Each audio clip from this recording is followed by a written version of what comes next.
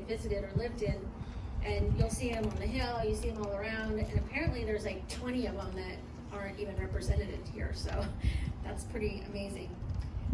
We put together a slideshow that you're going to see later at the Hilton that really drove home how important his life was and how many here today were so important to him.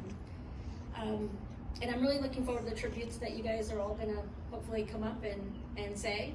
Eric, thanks for kicking us off on that and volunteering. I'm eager to hear from my dad's colleagues and friends, Robert Farrell and Robert Durkin. Thank you for being here. We might have you go before my Aunt Catherine. She's on her way, so she's going to close us with a prayer at the end. But it really does warm my heart. I feel like it's a perfect reflection of how my dad truly did have a wonderful life. And so here goes. You can follow along if you like in the program. But I'm going to now read the story of his life. A true Renaissance man, Bill was a great teacher, philosopher, storyteller, writer, poet. As my mom can attest, he wrote her so many lovely poems. And he even wrote poems for us when we were growing up that all of us can still recite. He was a linguist. He was fluent in actually 7 languages: English, Spanish, French, Italian, German, Turkish, and Latin. He was a political activist, constantly giving to candidates and causes he believed in. He was a wonderful skier, a great athlete, a wonderful photographer, an avid world traveler, clearly, and always a sharp dresser, thanks mostly to my mom. He was known by friends and family as the smartest man in the room. I always felt like that. Would everybody agree, generally? I love how he could quote interesting history and trivia about almost any subject or geographic location. And he deeply loved my mom. And he was really proud of his daughters and his 6 grandchildren. So he was born in Las Vegas, New Mexico, and at 13 he left home and entered the Dominguez Cemetery in Compton, California, where he pursued the priesthood and began his love of education and learning. While in the seminary in LA, he received his first BA in philosophy from Loyola Marymount University. In 1952, he was chosen among the seminarians to go to Rome. And not only did he get to hang out with Pope Pius XII, which we have photos you'll see later, but he continued his education there and earned a master's degree in both theology and philosophy from the Pontifical Gregorian University. But as we all know and are very thankful of, he left the seminary without getting ordained. And for a short time worked for his dad driving a truck, hauling produce for Grandpa. Being a lifelong learner, naturally he went back to school, this time enrolling in law school. I don't know how many of you guys knew that. He did that for a short time at Georgetown University in Washington, D.C. But he was also working as a translator at the Library of Congress. So with his knowledge of foreign languages, he was offered a position to teach English to military officers in Argentina and in Turkey, and he took it. In 1963, he went to Paris to continue to study, this time at the Sorbonne University. In Paris, where he met my mom, Solange, in line at a movie. Oh my goodness. I guess it was love at first sight, since it was not too long after that they moved to Italy for 6 months, and this was the beginning of a love affair with his soulmate, and which he many times said was the best time of his life. They both left Europe and moved to Houston in 1964, and they got married. Their 57th wedding anniversary would have been 2 days ago, Thursday, October 7th. We were together and shared some cheesecake in honor of my dad, who loved desserts. Love you, Mom. Michelle was born in 1965, and a year or 2 later, he received a PhD in philosophy from Rice University.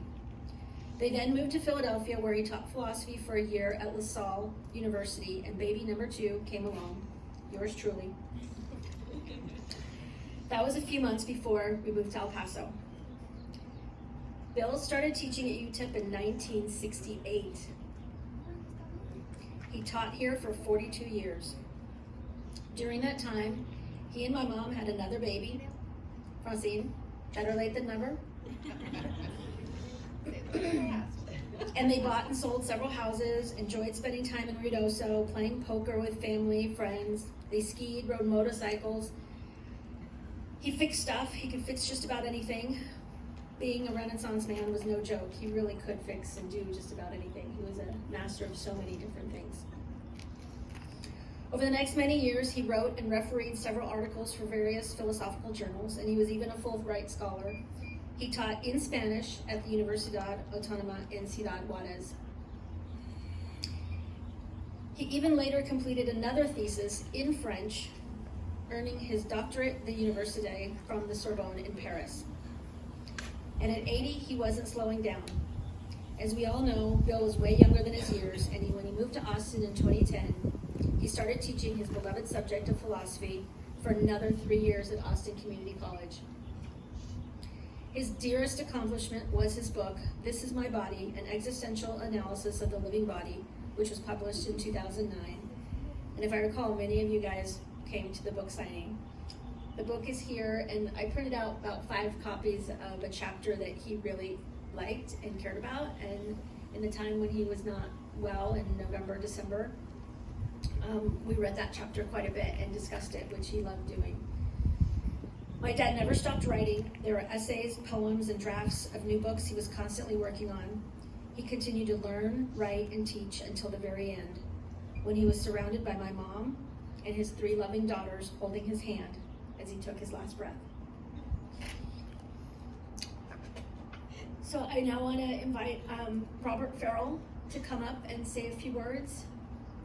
Thank you.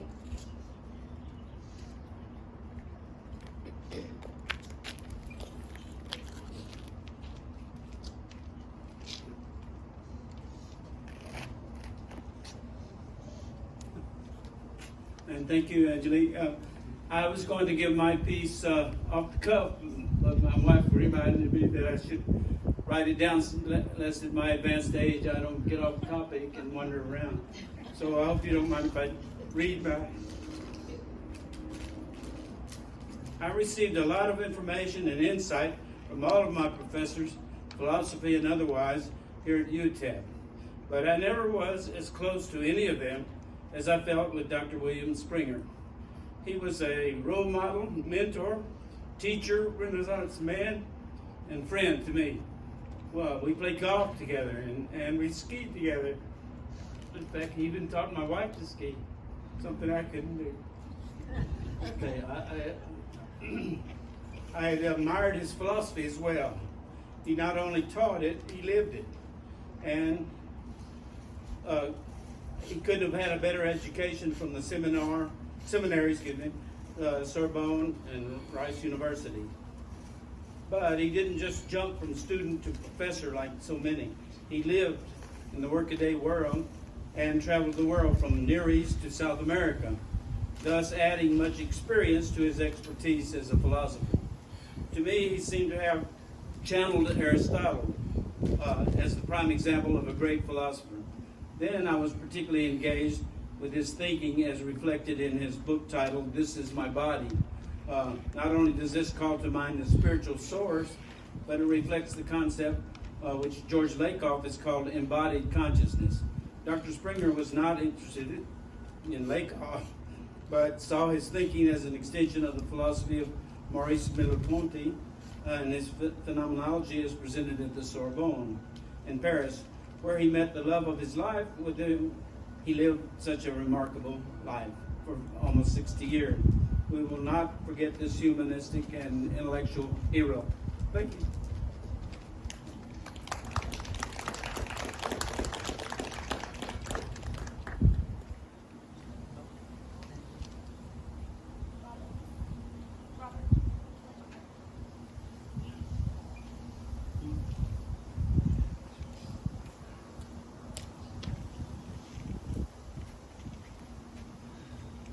How do you do? My name is Robert Durkin, and I'm accompanied here today by my lovely wife of 25 years, Monica, and our friend, the artist, Ho Barron. Well, I was here the day that the Jaguar died.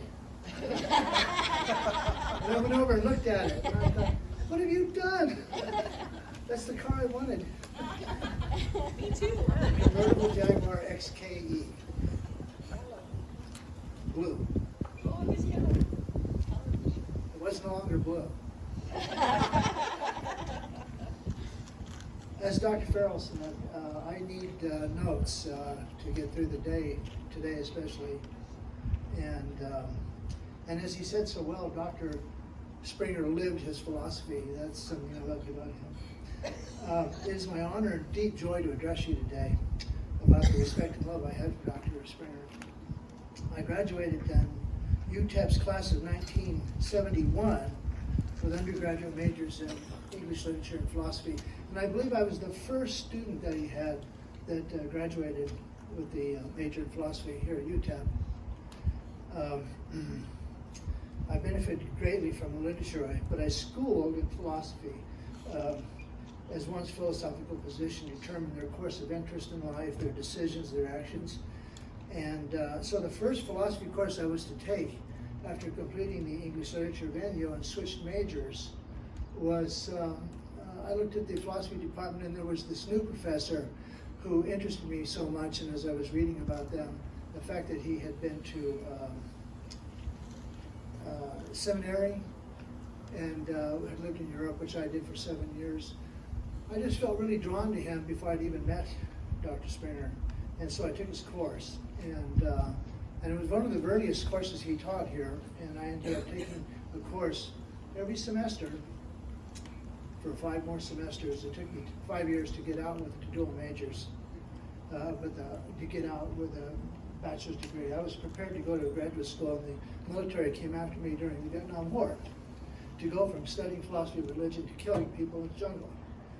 And so I really lost track of Dr. Springer after that. I ended up traveling for 7 years, left El Paso on my bicycle, and then I started a business and was always in other far-flung places. But I got back here a couple of times and saw him, and then we moved back about 20 years ago, had dinner with Solange and Dr. Springer, and then they were off to Austin. So our paths didn't get to cross, but he had such a profound impact on me. I was clearly turning my attention to Dr. Springer while I was here. I took a total of 5 courses with him, and that didn't even amount to that many with the other professors in the department. I wanted to talk about his teaching style, which was so important to me, and I think important to his whole impact on this university. He did not so much instruct his students in classes. Instead, he rather shared the material as he saw it. And I have this enduring image of him at the blackboard, saying, look at this material. This is very interesting. What do you think of it? And he wanted to share it, and then he wanted to see what the students were processing from it rather than just explaining it. And especially because, political thought is political theory. Some of it does work in life, and some of it is stuff that still needs to be tried out. And I often thought of it, he was not pedantic, but he was didactic in his style of teaching. And he was also a profoundly ethical person, and that just influenced me greatly. I really, really appreciated him. He came into my life at a time when I really needed it. So I have a lifelong enduring image of him, and he was always affable and sincere in classes. He always proceeded with a warm welcome to the students. He was always impeccably dressed. Thank you so much. I said, I'm going to dress like that when I get into business, and I'm going to be successful just because I'm going to look good. And he made those clothes look good. He really made them look good because he was a handsome man. He had such a relaxed style. It was hard to believe that he had the accomplishments in the world that he did. When I would learn these things about him, I would go, God, this is amazing. I need to do this. And so it was very inspiring. He was a very inspiring man. And I would say that the strongest legacy that Dr. Bell afforded to me through life for about 20 years after I graduated was almost every day when I would encounter something, I would think, what would Dr. Springer do? And he just continued to guide me long after I left this campus, long after I darkened the doors of these rooms. And but I came to see that his greatest joy in life was his family. And for that, I really was awestruck. And I want to thank you today for allowing me to address you, the Springer tribe, I call you. And you were the centerpiece of his life. And so, and now I will conclude this by telling you the single most important facet that I saw in Bill Springer, the man. He loved his life. He loved the life he was living. Let us pray.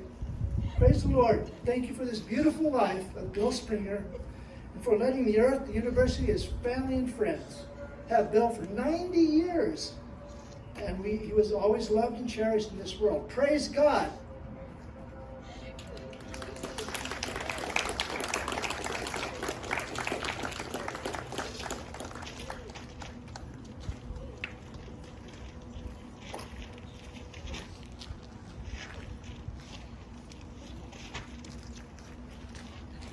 Thank you, Angelique, for that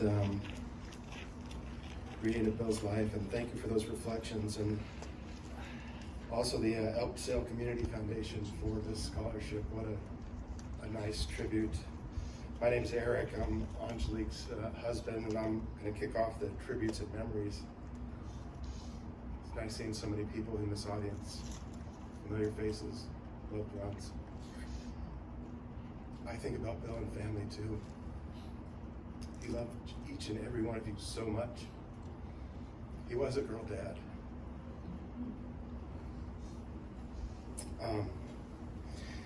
This is a remembrance. It's a special time. We all share the connection of Bill Springer. So we want to take pieces of him and carry him with us for the rest of our lives. So many amazing qualities that you've heard and will hear.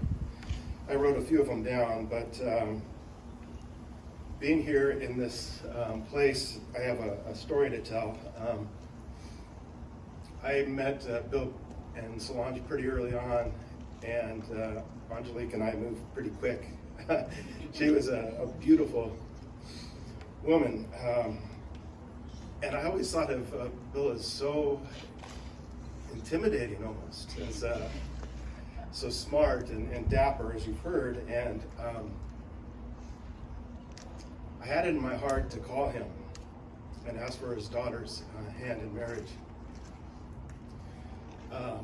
I called him at his work office. It had to be here. He answered. I didn't think he'd be home. He did. I hung up on him.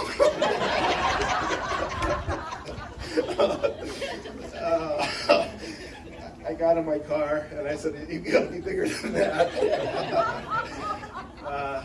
I called him back, and he was so kind and so happy, and he was a blessing in my life, a blessing in all our lives. He lived his life to the fullest. The memories we had, a life of adventure. He was inquisitive. He had the smile that just radiated, and you could say he was genuine.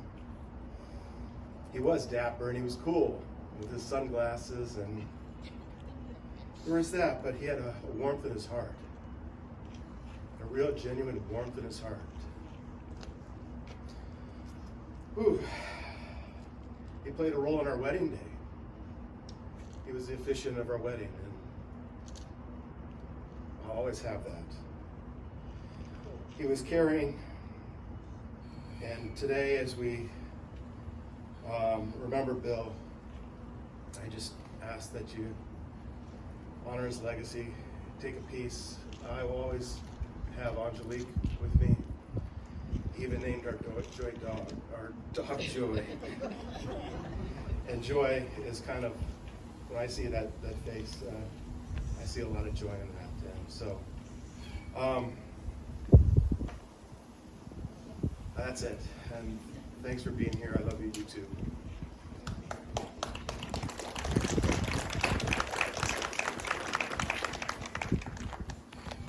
And I think this is kind of an open time for tributes and reflections. I'd like to keep it to 2 or 3 minutes if anybody wants to start.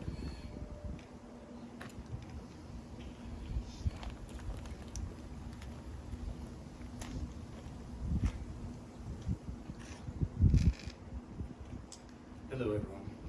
I'm Jeff,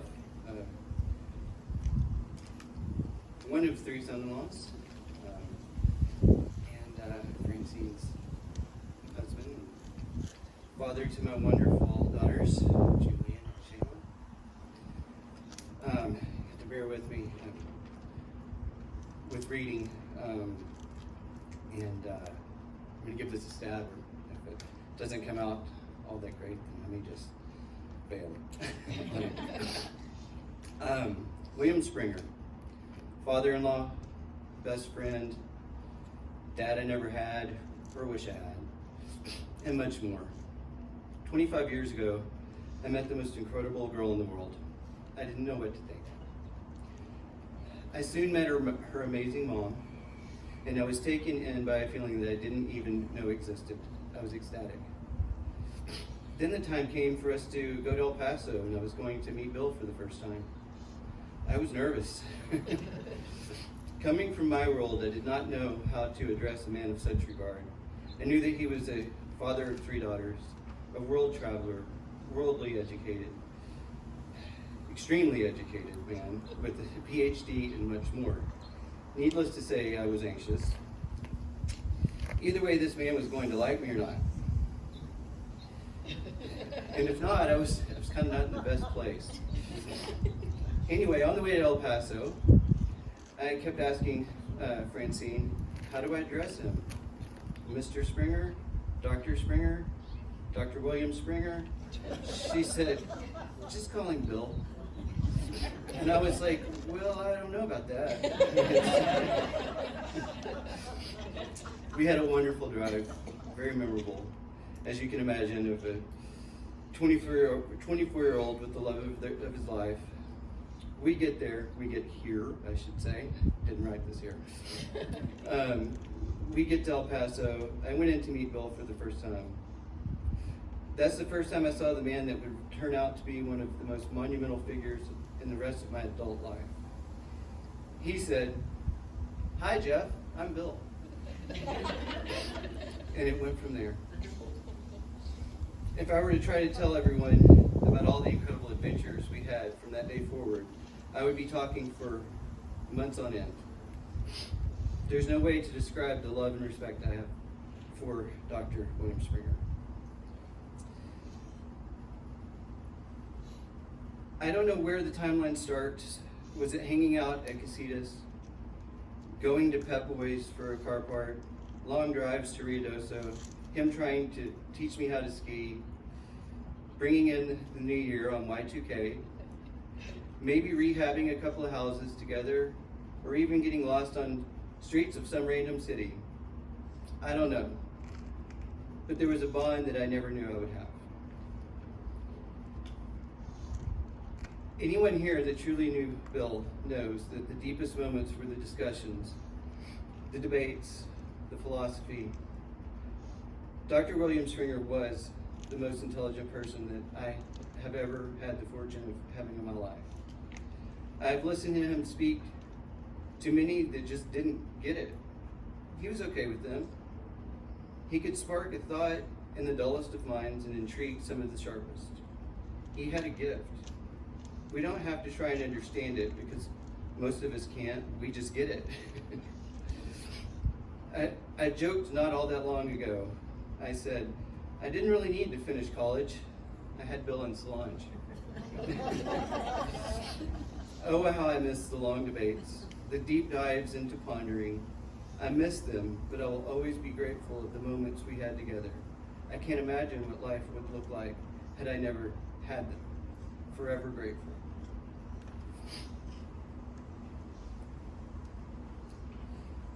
Life ends too quickly, even for someone as youthful as Bill. Bill Springer, the socialite, the charmer, the sharpest of dressers, the philosopher, the kindest of men. On his birthday last year, we celebrated like we hadn't in many months due to his treatment in this godforsaken pandemic. We were not able to go to Santa Barbara as planned, where he was going to be acknowledged on a float in the Fiesta Parade. We watched it via live stream on a projector in our backyard. We themed the house and the yard in birthday decorations, Fiesta style. We played Fiesta music, we wore Spanish attire, and we celebrated. I told Bill, on the way, at the end of the evening, as we were walking Bill and Solange out, I told Bill, you know you are my best friend. He grabbed me, smiled and hugged me and said, no, Jeff, we are like brothers. It made me happier than I can ever explain. I was overwhelmed by the emotions that sank deep inside. Later that night, I sat for a bit, thought back to the moment I met him 25 years before, and said to myself, hi, Dr. William Springer, I'm Jeff. That's what I remember.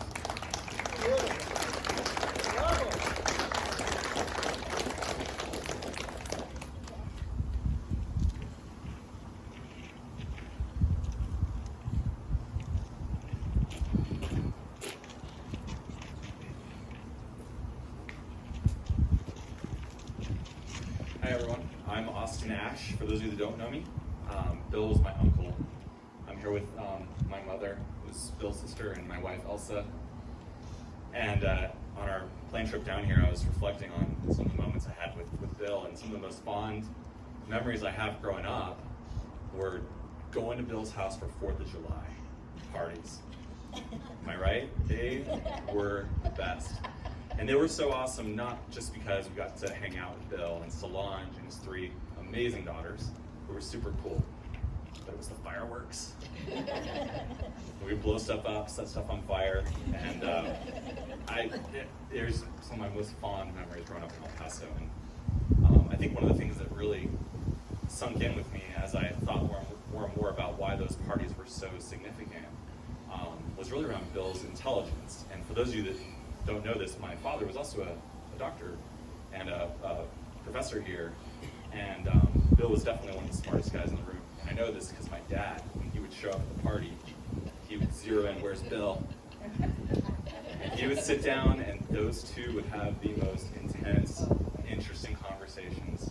And the thing that I'm going to carry with me forever is that no matter how intense those discussions got, Bill was always genuinely interested in the opposing side of the discussion. The way he looked at you, the way he listened, the way he embraced your ideas and challenged you, it was so authentic.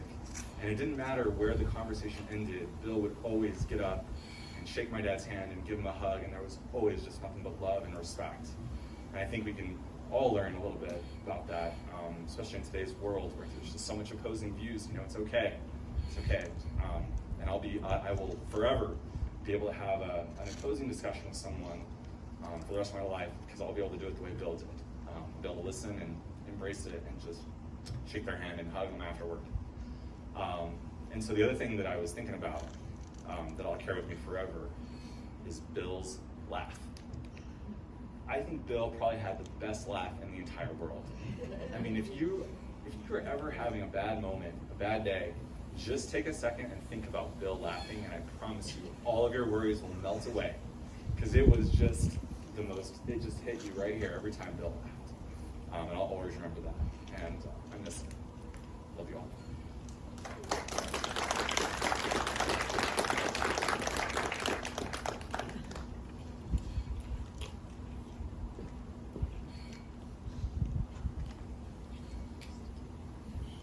Hi everyone, I'm Elise. I'm one of Bill's granddaughters. My mom is Michelle, and that's one of Bill's daughters. You can tell I'm very nervous to be up here. And when I was told that I was going to be paying tribute to Bill up here, you guys are all telling these wonderful stories about how he was such an intelligent, brilliant man, and just one of the greatest people that I've ever had the pleasure of knowing. And for some reason, my mind instantly went to the time that I was skiing with him. And he thought that I was ready to ride the Blue Diamond, Mount Capitan, El Capitan in Ruidoso. And I got off the lift, and he got off the lift, and I went down the mountain first. And before I knew it, I was missing one ski, and I was tumbling down like crazy. And I was crying and like trying to scoot down the mountain. And Bill was like, "Oh, I have to go and help my granddaughter." And he tries to pick up my ski, then he falls, and he starts tumbling down the mountain as well.